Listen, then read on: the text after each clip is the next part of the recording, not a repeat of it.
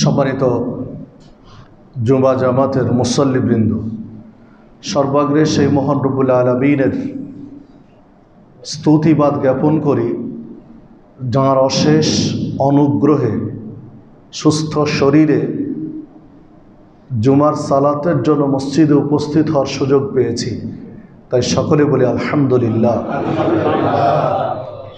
অতঃপর দরুদ এবং সালাম বর্ষিত হোক সর্বকালের সর্বশ্রেষ্ঠ মহামানব সৈয়দুল মুরসালিন খতামুন নবীন রহমাতুল্লিল আলামিন নবী মুহাম্মদুর রাসূলুল্লাহ সাল্লাল্লাহু আলাইহি ওয়াসাল্লামের প্রতি। সম্মানিত মুসল্লিবৃন্দ, আমি আপনাদের সামনে কোরআন মাজিদের দুটি আয়াত তেলাওয়াত করেছি। রাসূলুল্লাহ সাল্লাল্লাহু আলাইহি ওয়াসাল্লামের মুখনিসৃত বাণীর মধ্য হতে দুটি হাদিস পেশ করেছি। এর আলোকে আজকে আমার আলোচনার বিষয় জিহ্বা মানুষের জন্য বিপদের কারণ, আবার মানুষের জন্য মুক্তির কারণ। কখনো জিহ্বা আপনার আমার জন্য বিপদের কারণ হয়ে দাঁড়ায়, আবার কখনো এই জিহ্বা আপনার আমার জন্য মুক্তির কারণ হয়ে দাঁড়ায়। উল্লেখিত বিষয়ের উপরে কোরআন মাজিদ, সহিহ হাদিস, প্রাসঙ্গিক কিছু কথা বলে আলোচনার ইতি টানবে ইনশাআল্লাহ। ওমা তৌফিকি ইল্লা বিল্লাহ আলাইহি তাওয়াক্কালতু ওয়া ইলাইহি উনীব। সম্মানিত মুসল্লিবৃন্দ, আল্লাহ রাব্বুল আলামিনের সৃষ্টি জগতের মধ্যে নিপুণ সৃষ্টি মানুষ। মানুষকে আল্লাহ রাব্বুল আলামিন যত সুন্দরভাবে নিপুণভাবে সৃষ্টি করেছেন, এইরকম সৃষ্টি হয়তো আর পৃথিবীতে দ্বিতীয়টি নেই। দেখুন, মানুষকে আল্লাহ রাব্বুল আলামিন কত সুন্দর করে সৃষ্টি করেছেন। আল্লাহ রাব্বুল আলামিন সূরা তিরের মধ্যে বলেছেন, লাকাদ খালাকনাল ইনসান ফি আহসানি তাকওয়িম। আমি মানুষকে সর্বোত্তম অবয়বে সৃষ্টি করেছি, সুন্দরভাবে সৃষ্টি করেছেন। বাস্তবে তাই। বর্তমান পৃথিবীতে প্রায় 800 কোটি মানুষ বসবাস করে। 800 কোটি মানুষের মধ্য থেকে 2 জন মানুষ দেখতে হুবহু একই রকম, 100-তে 100 ভাগ একই রকম, এটা পাওয়া যাবে না, এটা সম্ভব না। এটা আল্লাহ রাব্বুল আলামিনের সৃষ্টি কৌশলের ব্যতিক্রম একটা দিক, যে 800 কোটি মানুষের মধ্যে 2 জন মানুষ হুবহু একই রকম, এটা সম্ভব নয়। অনেক সময় যমজ সন্তান, ভাই বোন দেখতে একই রকম মনে হয়, তারপরেও কিছু পার্থক্য রয়েছে, একই রকম হুবহু নয়। যদি একই রকম হতো তাহলে বাবা মাও চিনতে পারতেন না যে কোনটা কে। 2 জনের আলাদা আলাদা নাম আছে, যেটা অমুক ওটা অমুক, বাবা মা ঠিকই চিনেন, তার নিকটজনেরা খুব সহজেই চিনেন। আমরা অল্প দেখি হয়তো বা তাই চিনতে পারি না। তো নিপুণ সৃষ্টি মানুষের অঙ্গ প্রত্যঙ্গ, শরীর নিয়ে যদি আপনি চিন্তা করেন, ভাবেন, তাহলে আপনি আরও আশ্চর্য হবেন, আরও বিস্ময়ভূত হবেন। মানুষের শরীরের অঙ্গ প্রত্যঙ্গের মধ্যে একটা ছোট্ট অঙ্গের নাম হচ্ছে জিহ্বা, যেটা সর্বোচ্চ 10 সেন্টিমিটার। পৃথিবীতে, বর্তমান পৃথিবীতে বেঁচে থাকা মানুষের মধ্যে সবচেয়ে বড় জিহ্বা যার, ওই লোকটার জিহ্বা 10.1 সেন্টিমিটার, আর বাকি অন্যদের গড় 10 সেন্টিমিটারের মধ্যে। মানে ছোট্ট একটা শরীরের অঙ্গ। তো এই অঙ্গের এত গুণ, এত কাজ, যা আপনি হিসাব করে মিলাতে পারবেন না যে আল্লাহ রাব্বুল আলামিন কি দিয়েছেন এখানে।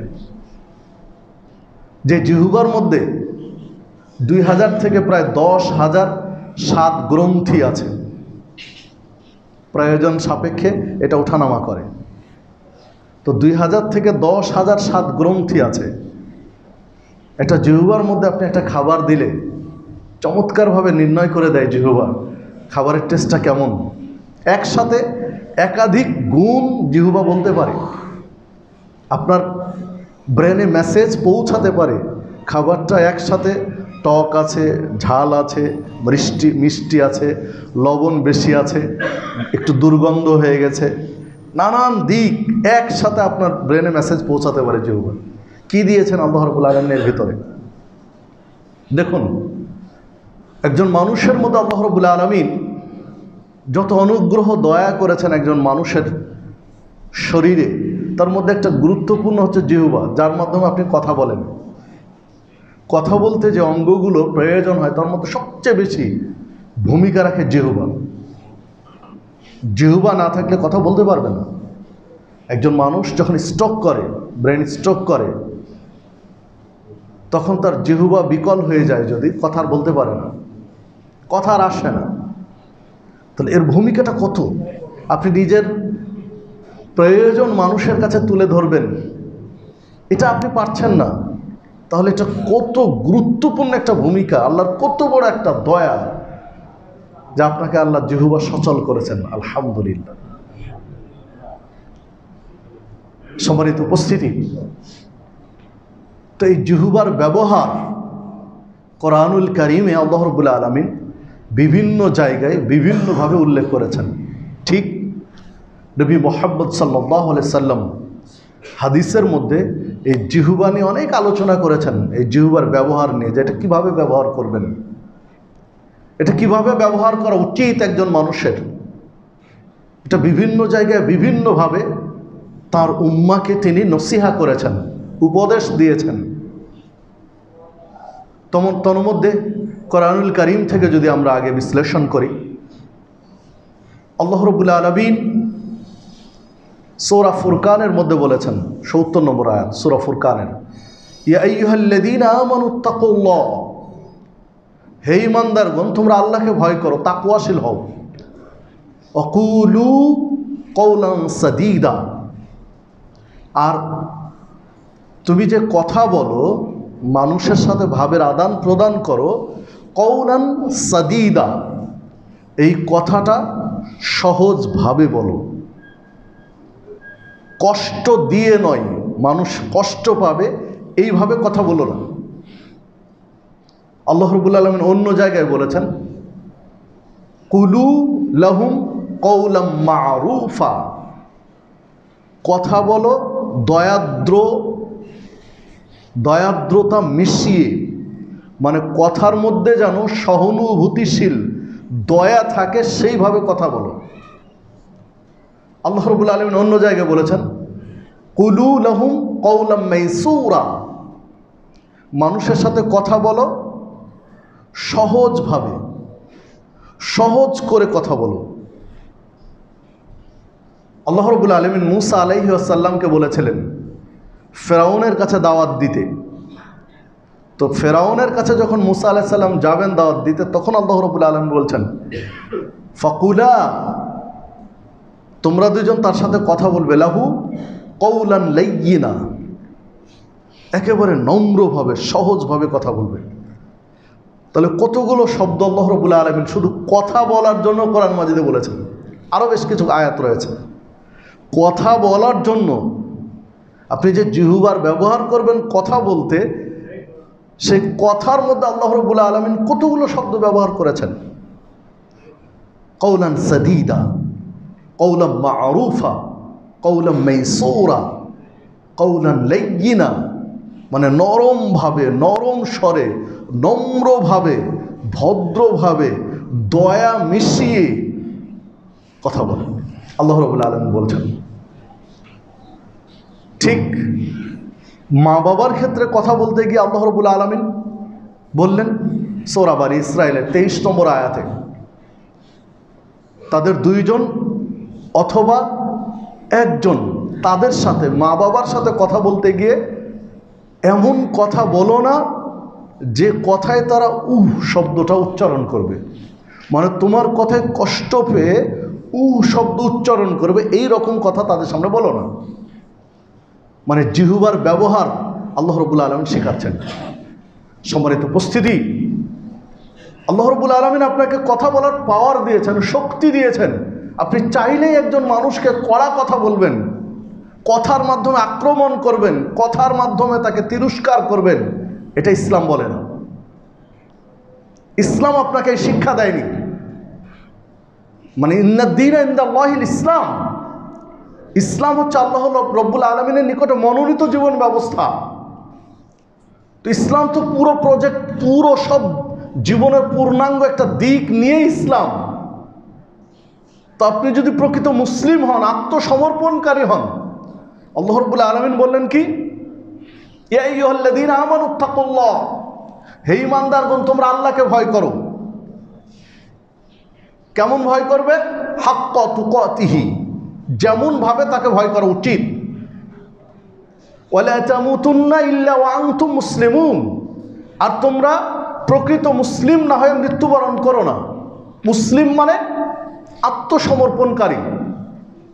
আল্লাহ রাব্বুল আলামিনের বিধান, রাসূলুল্লাহ সাল্লাল্লাহু আলাইহি সাল্লামের আদর্শ, এর নিকটে আত্মসমর্পণকারী না হয়ে মৃত্যুবরণ করো না। তো আমি মুসলিম, আমি আত্মসমর্পণকারী আল্লাহর বিধানের কাছে, রাসূলুল্লাহ সাল্লাল্লাহু আলাইহি সাল্লামের সুন্নাহর কাছে আত্মসমর্পণকারী। তো আমি যদি মুসলিম হই, আত্মসমর্পণকারী হই, তাহলে আল্লাহ যে কথা বলার সিস্টেমগুলো বললেন, এই সিস্টেমগুলো আপনাকে আমাকে ফলো করতে হবে। যদি না করি তাহলে আমি আত্মসমর্পণ করলাম কিভাবে? আপনার নিজের বিবেকের কাছে প্রশ্ন করুন যে আমি আত্মসমর্পণকারী কিসের কাছে? আত্মসমর্পণকারী কোরআন এবং সুন্নাহ। বিদায় হজ্জে লক্ষাধিক সাহাবীর সামনে শেষ পর্যায়ের ভাষণ যে দিয়েছিলেন, সেখানে আল্লাহ রাসূল সাল্লাল্লাহু আলাইহি ওয়াসাল্লাম বলেছিলেন, তারাকতু ফিকুম আমরাইন লান তাদিল্লু মা তামাসসাকতুম, আমি তোমাদের কাছ থেকে বিদায় নিব, চলে যাব তোমাদের ছেড়ে, তবে তোমাদের মাঝে দুইটি জিনিস রেখে যাচ্ছি। লান তাদিল্লু মা তামাসসাকতুম, যদি এই দুইটিকে শক্ত করে ধরতে পারো, তোমাদের কেউ পথচ্যুত করতে পারবে না, তোমাদের ভুল পথে নিয়ে যেতে পারবে না, জান্নাতের পথ থেকে তোমাদের জাহান্নামের পথে নিয়ে যেতে পারবে না, যদি দুইটি জিনিসকে তোমরা মজবুতভাবে ধরতে পারো।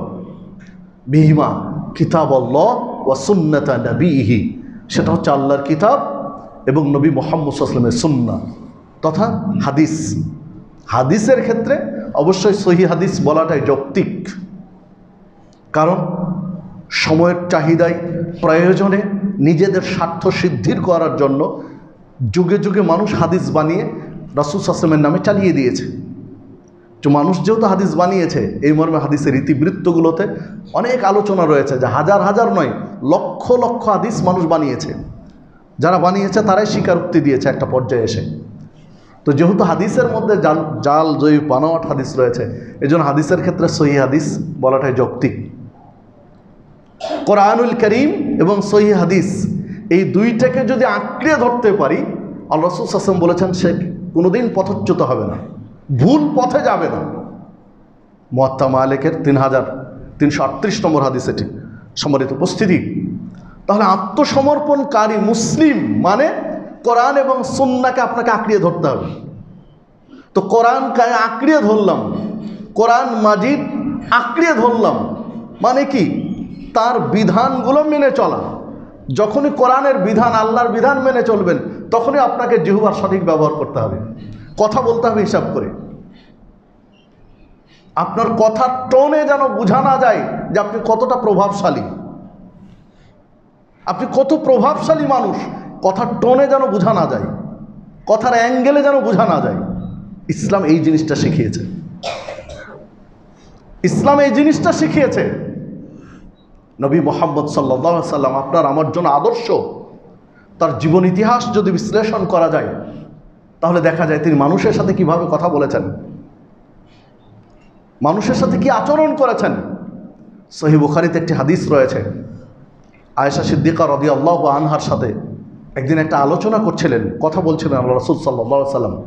স্বামী স্ত্রীর মধ্যে কথা হচ্ছে, এমত অবস্থায় দরজায় একজন ব্যক্তি কড়া নাড়লেন, বাহির থেকে ভিতরে আসার অনুমতি চাইলেন, কিছু বলবেন তাই। আল্লাহ রাসূল সাল্লাল্লাহু আলাইহি ওয়াসাল্লাম লোকটি সম্পর্কে কিছু কথা বললেন, যে লোকটি এই এই এই এই খারাপ অভ্যাস আছে, এই এই খারাপ গুণ আছে, এইরকম কথা বললেন। হাদিসে যেটা বোঝা যাচ্ছে উনি মুসলিম ছিলেন না, একজন অমুসলিম সম্পর্কে কথা বলছিলেন। আল্লাহ রাসূল সাল্লাল্লাহু আলাইহি ওয়াসাল্লাম লোকটিকে অনুমতি দিলেন। আয়েশা সিদ্দিকা রাদিয়াল্লাহু আনহা ভিতরে চলে গেলেন। রাসূলুল্লাহ সাল্লাল্লাহু আলাইহি ওয়াসাল্লাম তার সাথে খুব ভালোভাবে সুন্দরভাবে কথা বললেন,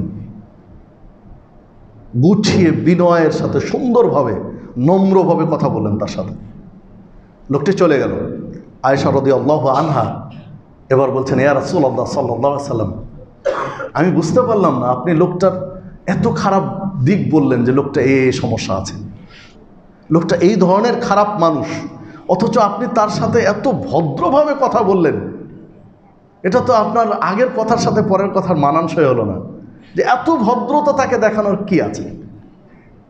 একটা খারাপ মানুষের সাথে এত বিনয়ী হয়ে এত নম্রভাবে কথা বলার কি প্রয়োজন ছিল? আল্লাহ রাসূল সাল্লাল্লাহু আলাইহি ওয়াসাল্লাম আয়েশা রাদিয়াল্লাহু আনহাকে বললেন যে তুমি কি চাও যে আমি মানুষের সাথে এমন কথা বলি যে মানুষ আমাকে খারাপ ভাবুক? এটা কি ইসলাম আমাকে শেখায়? চমৎকার একটি বিশ্লেষণ করলেন আল্লাহ রাসূল সাল্লাল্লাহু আলাইহি ওয়াসাল্লাম, যাদের সহিহ বুখারীতে বর্ণিত হয়েছে। মানে একটা খারাপ মানুষের সাথে কথা বললেও, একজন অমুসলিম এবং খারাপ অমুসলিম বদ মানুষের সাথে কথা বললেও আপনাকে ভদ্রভাবে কথা বলতে হবে।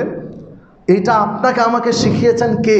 যিনি আপনার আমার জন্য আদর্শ, যিনি আপনার আমার জন্য মডেল, তিনি আপনাকে আমাকে শিখিয়েছেন যে একটা খারাপ মানুষের সাথে কথা বললেও নম্রভাবে কথা বলতে হবে। সম্মানিত উপস্থিতি, আমরা আমাদের চেয়ে নিচু অবস্থানে যিনি রয়েছেন, অর্থনৈতিকভাবে, সামাজিকভাবে, ক্ষমতার দিক দিয়ে বা আর কোনো দিক দিয়ে, আমরা স্বভাবতই তার উপরে চড়াও হয়ে কথা বলি। অধিকাংশ মানুষই রিক্সা চালক, ভ্যান চালক, দিনমজুর, খেটে খাওয়া কর্মচারী, তাদের সাথে ভালো নম্রভাবে কথা বলা জানি না, প্রয়োজন মনে করি না। কিন্তু ইসলাম এটা বলে না, কথা বলতে হবে আপনাকে নম্রভাবে। যদি না পারি, নম্রভাবে কথা বলতে না পারি, তাহলে এই জিহ্বাই তখন আপনার আমার জন্য বিপদের কারণ হয়ে দাঁড়াবে। মা ইয়ালফিযু মিন কওলিন ইল্লা লাদাইহি রাকীবুন আতীদ। সূরা কফ 18 নম্বর আয়াতে আল্লাহ রাব্বুল আলামিন বলেছেন, মানুষ যে কথাই তার মুখ দিয়ে বের করুক, উচ্চারণ করুক, যেটাই তার মুখ দিয়ে বের করবে সেটাই সংরক্ষণের জন্য সদা তৎপর প্রহরী নিযুক্ত রয়েছে। মানে আপনার প্রত্যেকটা কথা রেকর্ড করা হচ্ছে। আপনি যেটাই মুখ দিয়ে বের করছেন প্রত্যেকটা কথা রেকর্ড করা হচ্ছে এবং এর প্রতিদান আপনাকে দেওয়া হবে। তাহলে প্রত্যেকটা কথা মুখ দিয়ে বের করার সময় আপনাকে হিসাব করে বের করতে হবে, চিন্তা ভাবনা করে বের করতে হবে। ইসলাম কেন এত সুন্দর জীবন ব্যবস্থা, ইসলাম কেন জনপ্রিয়তা লাভ করেছিল সেই সময় জাহেলি যুগের মানুষের কাছে? কারণ প্রত্যেকটা মুসলিম প্রত্যেকটা কথা বলেছেন হিসাব করে করে, যার ফলাফল তৎকালীন মুসলিমরা পেয়েছেন। আজও যদি আপনি আমি ইসলামের শিক্ষা নিতে পারি, আজও ইসলাম সারা পৃথিবীর মধ্যে সবচেয়ে পছন্দনীয়, গ্রহণযোগ্য এবং প্রিয় জীবন ব্যবস্থা হিসেবে থাকবে যদি ইসলামের এই শিক্ষাগুলো নিতে পারি। কেননা আপনার কথা তো রেকর্ড হচ্ছে, এর প্রতিদান তো আপনি আমি পাবো। সহিহ বুখারীতে একটি হাদিস রয়েছে, রাসূলুল্লাহ সাল্লাল্লাহু আলাইহি ওয়াসাল্লাম বলেছেন, মানুষ তার মুখ দিয়ে কথা বলে, এমন কথা বলে যে কথায় আল্লাহ সন্তুষ্ট হয়ে যান। ওই লোকটা জানেও না, ও ভাবতেও পারেনি যে এই কথায় আল্লাহ এত সন্তুষ্ট হয়েছেন। ফলে এই কথার মাধ্যমে আল্লাহ রাব্বুল আলামিন তার প্রতিদান স্বরূপ জান্নাত নির্ধারণ করে দেন। মুখ দিয়ে উচ্চারিত কথা, শব্দের কারণে আল্লাহ জান্নাতের ব্যবস্থা করে দেন। আবার মানুষ এমন কথা বলে যে কথার কারণে আল্লাহ অসন্তুষ্ট হন, এমন কথা মুখ দিয়ে বের করে যে কথার কারণে আল্লাহ তার উপরে নারাজ হন, রাগান্বিত হন। এই কথার প্রতিক্রিয়া এত খারাপ হয় যে একটা পর্যায়ে আল্লাহ তার জন্য জাহান্নাম নির্ধারণ করে দেন। সহিহ মুসলিমের মধ্যে আরেকটা অংশ রয়েছে, আল্লাহ রাসূল বলছেন এমন জাহান্নাম নির্ধারণ করেন যে না জাহান্নামের বিশালতা, যে জাহান্নামের গভীরতা, আসমান এবং জমিনের যে ব্যবধান, ঠিক ওই জাহান্নামের গভীরতা বা বিশালতা এত ব্যবধানের যে জাহান্নাম তার জন্য নির্ধারণ করা হয়। কিসের কারণে? মুখ দিয়ে উচ্চারিত শব্দের কারণে, কথার কারণে। তাহলে দেখুন যে আপনি আমি যে আত্মসমর্পণকারী হই, আল্লাহ বললেন অলা তামুতুন্না ইল্লা ওয়া আনতুম মুসলিমুন, তোমরা মুসলিম না হয়ে মৃত্যুবরণ করো না। তাহলে আপনি আমি যদি মুসলিম হতে চাই, আত্মসমর্পণকারী হতে চাই, তাহলে তো অবশ্যই আপনাকে আমাকে কথা হিসাব করে বলতে হবে। সেই কথাগুলোই বলতে হবে যে কথা আল্লাহ সন্তুষ্ট হবেন, সেই কথা থেকে বেঁচে থাকতে হবে যে কথা আল্লাহ অসন্তুষ্ট হবেন। এই চিন্তা ভাবনা করেই কথাগুলো বলতে হবে। عن أبي هريرة رضي الله عنه قال قال رسول الله صلى الله عليه وسلم আবু হুরায়রা রাদিয়াল্লাহু আনহু বলেন, রাসূলুল্লাহ সাল্লাল্লাহু আলাইহি ওয়াসাল্লাম বলেছেন, মান কানা ইউমিন বিল্লাহি ওয়াল ইয়াউমিল আখির, যে ব্যক্তি আল্লাহর প্রতি ঈমান রাখে, আখিরাতের প্রতি বিশ্বাস করে, আল্লাহকে বিশ্বাস করে, আখিরাতকে বিশ্বাস করে, মানে যার ঈমান আছে, ঈমানদার, ফালা ইউদি জারাহু, সে যেন তার প্রতিবেশীকে কষ্ট না দেয়। প্রতিবেশীকে সে যেন কষ্ট না দেয়। কষ্ট দুইটা কারণে হতে পারে, একটা কথার মাধ্যমে, আর একটা হাতের মাধ্যমে। কষ্ট হতে পারে আচরণের মাধ্যমে।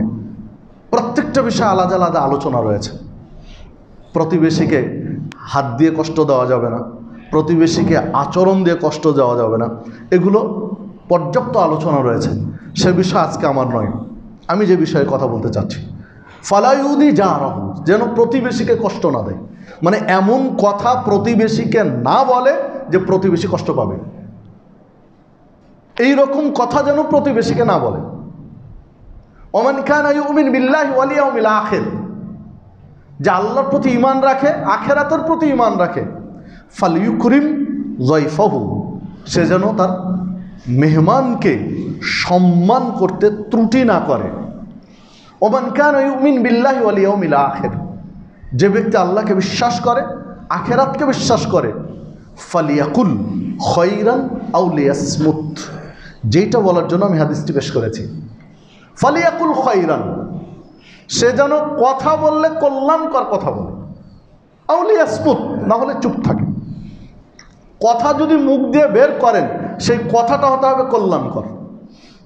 যার সাথে বলেন, ছেলের সাথে কথা বলছেন, কল্যাণকর বলতে হবে। মেয়ের সাথে কথা বলছেন, খায়রান, কল্যাণকর কথা বলতে হবে। স্ত্রীর সাথে কথা বলছেন, কল্যাণকর কথা বলতে হবে। ছাত্রের সাথে কথা বলছেন, ছাত্র ছাত্রীর সাথে কল্যাণকর কথা বলতে হবে। ব্যবসায়ী, আপনি কাস্টমারের সাথে কথা বলছেন, কল্যাণকর কথা বলতে হবে। আপনি পথচারীর সাথে কথা বলছেন, কল্যাণকর কথা বলতে হবে। আপনি চাকর চাকরানির সাথে কথা বলছেন, কাজের লোকের সাথে কথা বলছেন, কল্যাণকর কথা বলতে হবে। ফালিয়াকুল খায়রান আও লিয়াসমুত, যদি না থাকে কথা বলার সুযোগ নেই, এমন পরিবেশে রয়েছেন, এমন পরিস্থিতিতে আছেন, আপনি কল্যাণকর কথা, হক কথা, সঠিক কথা বললে আপনি বিপদ আছেন, তাহলে লিয়াসমুত, চুপ থাকে। মুখ দিয়ে কথা বলতে হবে, চুপ থাকতে হবে। হাদিস সহিহ বুখারীর 6018 নম্বর হাদিস।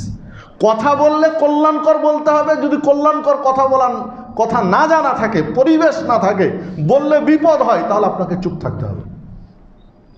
এর নাম হচ্ছে ইসলাম। দেখুন তো, যদি আমরা প্রত্যেকটা পরিবারের সদস্য, প্রত্যেকটা মুসলিম যদি এই হাদিসটার উপরে আমল করি যে ফালিয়াকুল খায়রান আও লিয়াসমুত, কথা বললে কল্যাণকর বলো, আর না হলে চুপ থাকো, দেখুন অনেক বিপদ, অনেক ঝামেলা এমনি কমে যাবে, অনেক ঝামেলা কমে যাবে যদি এই কথাটা হিসাব করে আমরা বলার চেষ্টা করি। সম্মানিত উপস্থিতি, কেন চেষ্টা করবেন না? চেষ্টা যদি না করেন তাহলে কি বিপদ হতে পারে, আপনার আমার কি সমস্যা তৈরি হতে পারে। দেখুন, আন আবি হুরায়রা রাদিয়াল্লাহু আনহু قال, আবু হুরায়রা রাদিয়াল্লাহু আনহু বলেন, সুয়েলা রাসূলুল্লাহ সাল্লাল্লাহু আলাইহি ওয়াসাল্লাম, রাসূলুল্লাহ সাল্লাল্লাহু আলাইহি ওয়াসাল্লামকে জিজ্ঞাসা করা হয়েছিল, আন আকসারি মা ইউদখিলুন নাসাল জান্নাহ, যত মানুষ জান্নাতে যাবে তন্মধ্যে সবচেয়ে বেশি জান্নাতে যাবে কি কারণে? জান্নাতীদের মধ্যে অধিকাংশ মানুষ জান্নাতে যাওয়ার কারণ কি?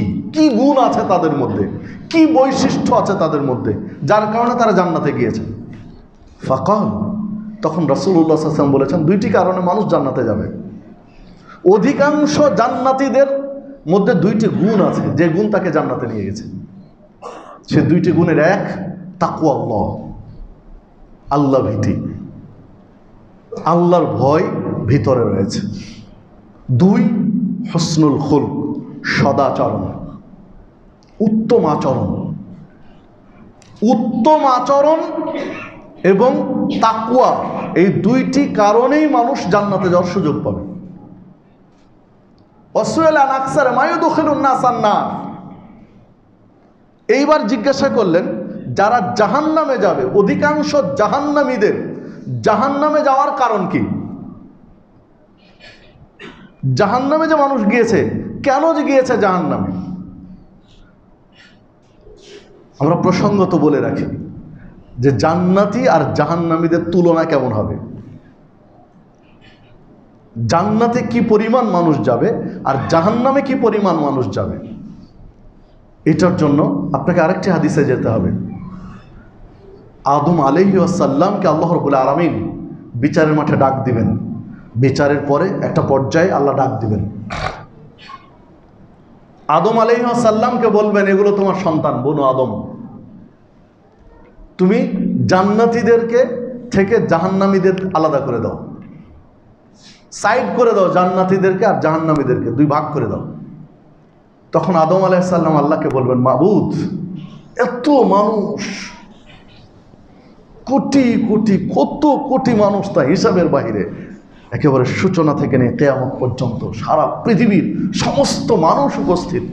তো এত মানুষের মধ্যে আলাদা কিভাবে করব যে এরা জান্নাতি এরা জাহান্নামী? আল্লাহ রাব্বুল আলামিন একটা ফর্মুলা দিয়ে দিবেন আর কি দেখে কিভাবে করবেন সেটা দিবেন।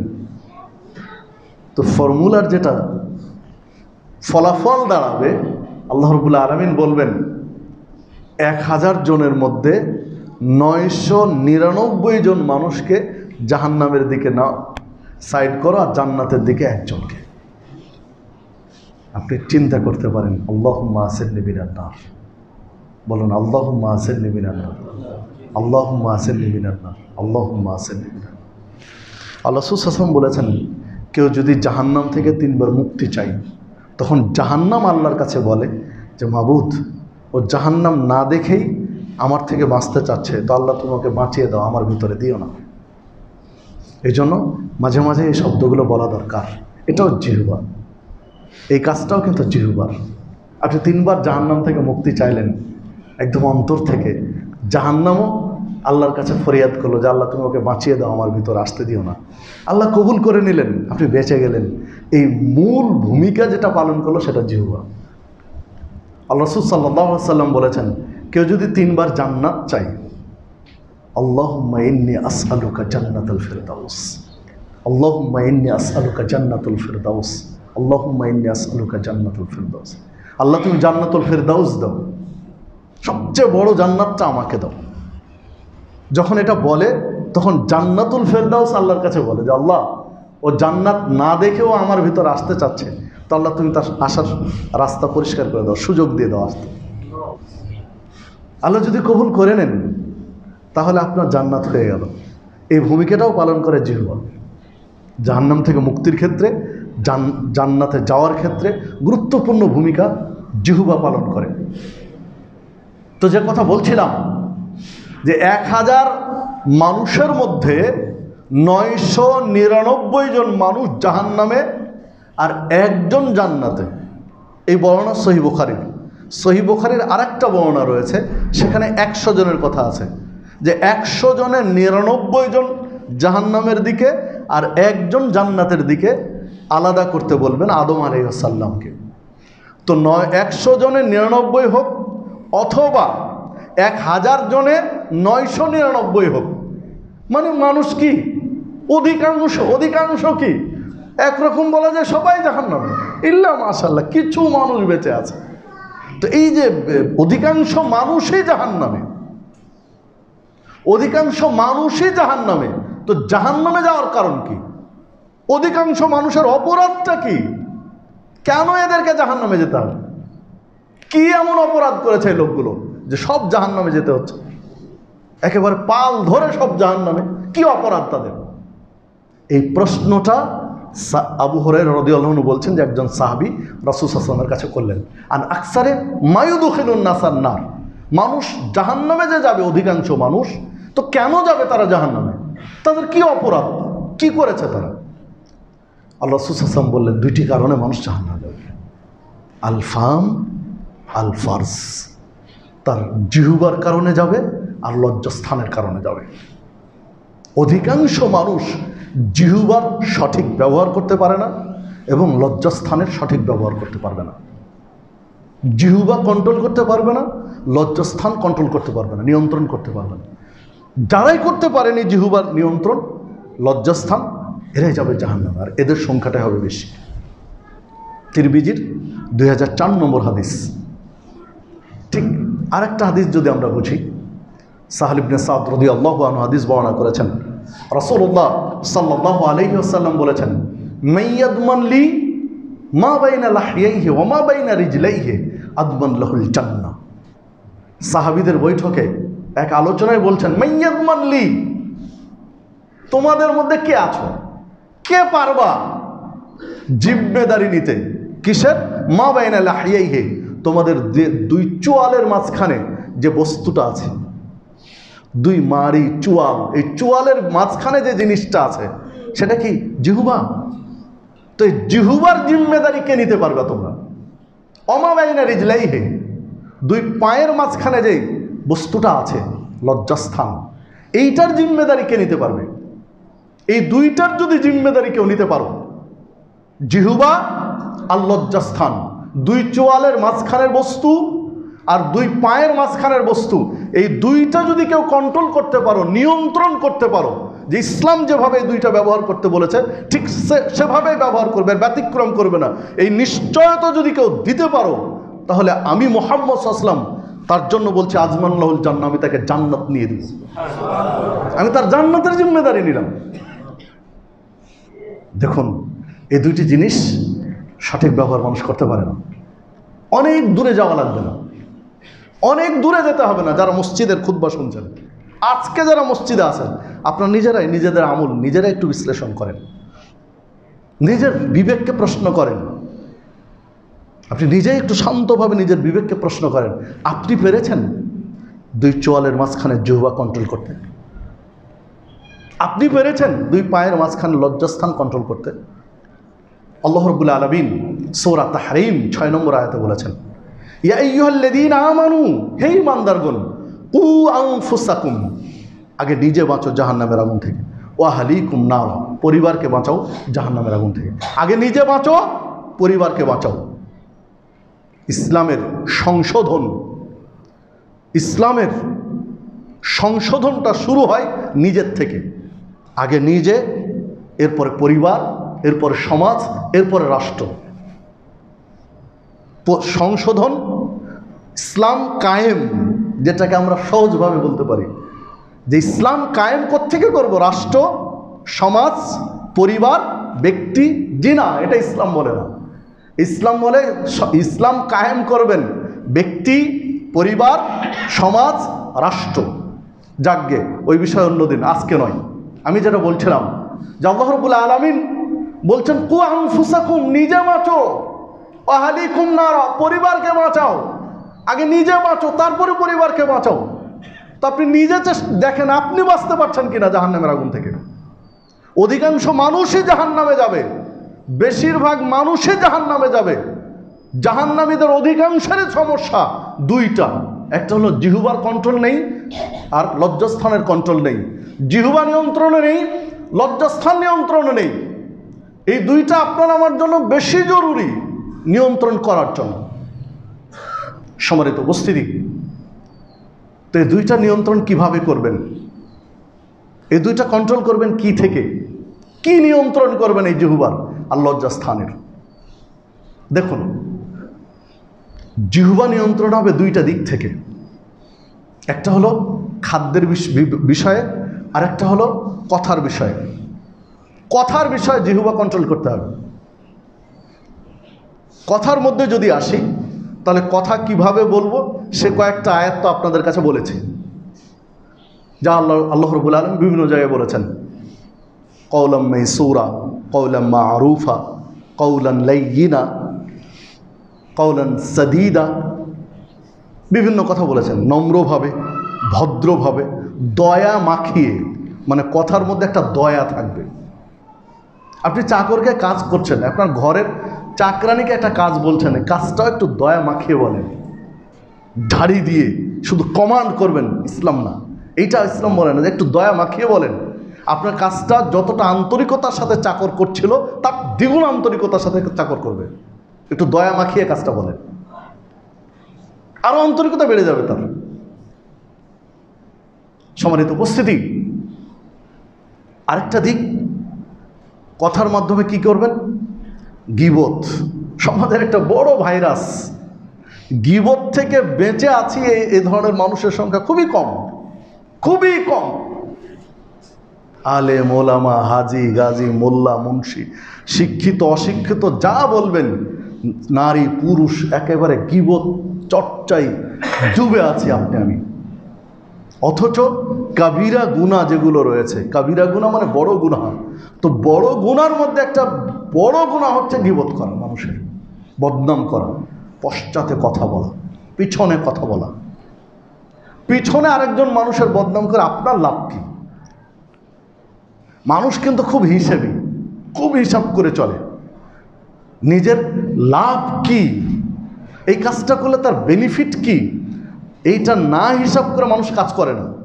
কিন্তু কথা বলার ক্ষেত্রে আর ভাবে না যে আমি যে আরেকজনের বদনাম করছি তা আমার লাভটা কি, আমি বদনাম করে আমি কি পাবো, এইটা কিন্তু ভাবে না। এমনি শারীরিক কোনো কাজ করলে আগে ভাবে, অর্থ 2 টাকা খরচ করলে আগে ভাবে যে আমি কি লাভ পাবো। কিন্তু গীবত যে আমি একটা কাজ করছি, যে গীবত করছি, এইটাতে আমি কি পাবো, এটা মানুষ ভাবে না। আল্লাহ রাসূল সাল্লাল্লাহু আলাইহি সাল্লামকে সাহাবীদের সামনে তিনি একদিন বললেন, মাল গীবা, গীবত কি?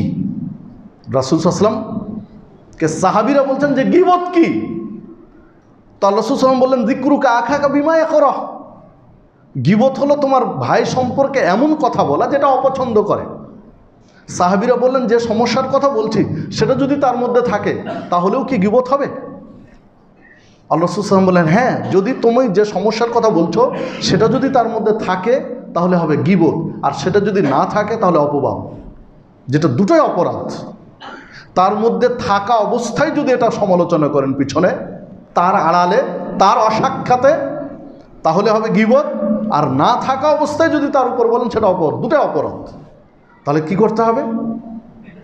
যদি কথা বলা দরকার হয়, তার সমস্যা নিয়ে আলোচনা দরকার হয়, কিসের জন্য? তার ইসলাহের জন্য, সংশোধনের জন্য।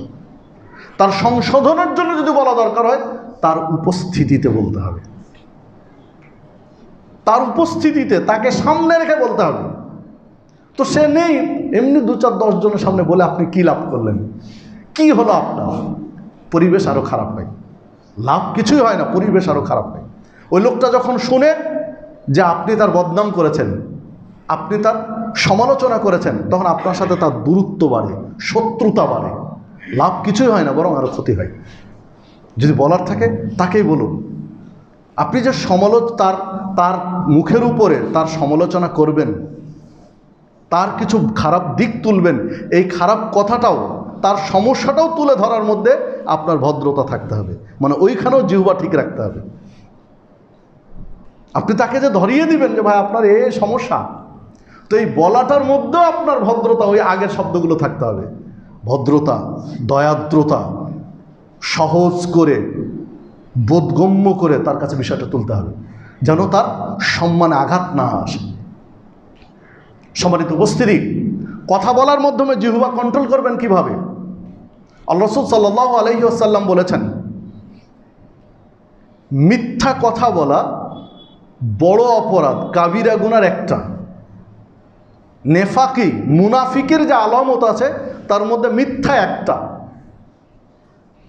গুরুত্বপূর্ণ একটা বৈশিষ্ট্য মুনাফিকের, মিথ্যা কথা বলা। তো মিথ্যা তাহলে বলা যাবে না, যেটা জিহ্বার মাধ্যমে আসে। একজন মানুষ জিহ্বা